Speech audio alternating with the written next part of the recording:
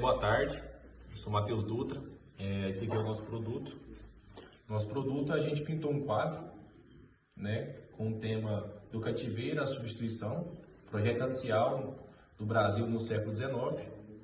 A gente fez alguns tópicos aqui que a gente achou mais importante sobre o tema, que é a transição do trabalho escravizado para o assalariamento branco.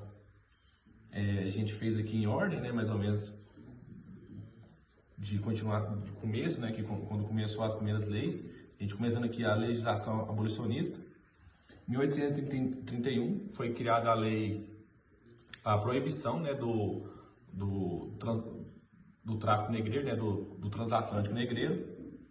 Ela foi criada pelo então ministro da Justiça, Diogo Antônio Feijó, e em seguida, em 1850, definitivamente, uma lei que vem aí com os resquícios, né, da lei de Feijó, que ela continua definitivamente a proibição do transatlântico negreiro, né? Tem algumas controvérsias e também, então, o ministro da Justiça, a lei em nome dele, Lei Eusébio de Queiroz, é isso. Dando continuidade ao que o Matheus falou, nosso colega aqui, essa lei de Queiroz foi posteriormente criada depois a lei de Vento Livre e a lei de Áurea. O que seria essa lei de Vento Livre? Ela foi criada dia 28 de setembro de 1871, em que os filhos das mulheres escravizadas seriam livres, mas até os 8 anos teriam que viver sob a tutela do pai e da mãe. E dos 8 aos 21 seriam livres, no caso. E depois aos 21 teria a alforria deles. E a Lei de Áurea basicamente foi criada em 13 de maio de 1878, em que a princesa Isabel instituiu a escravidão no Brasil. E nisso que o Brasil foi o último país da América Latina a ter essa lei.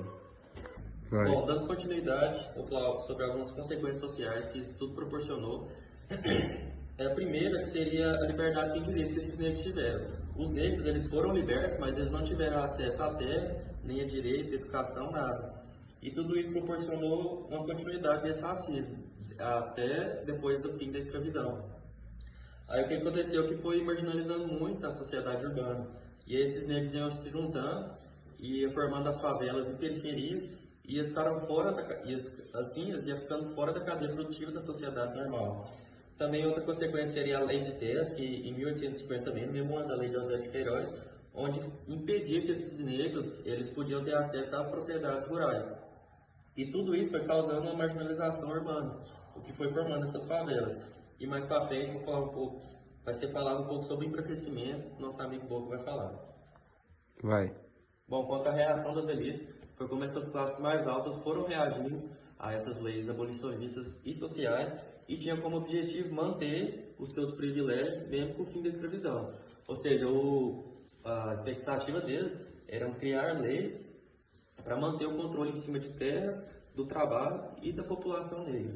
E aí a reação de controle foi justamente isso, usar essas leis estrategicamente, fazendo com que os negros achassem que as leis eram libertadoras, mas eles estavam enganando eles para a elite sempre manter o controle.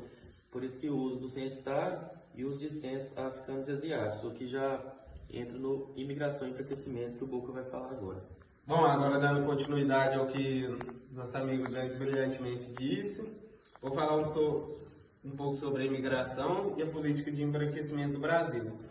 Essa política veio a partir do decreto 328 de 1890, onde o Brasil entrou com uma política de abrir as portas para estrangeiros, para imigrantes europeus, e fechar a porta para imigrantes africanos e asiáticos, onde teve essa política de embranquecimento da população brasileira.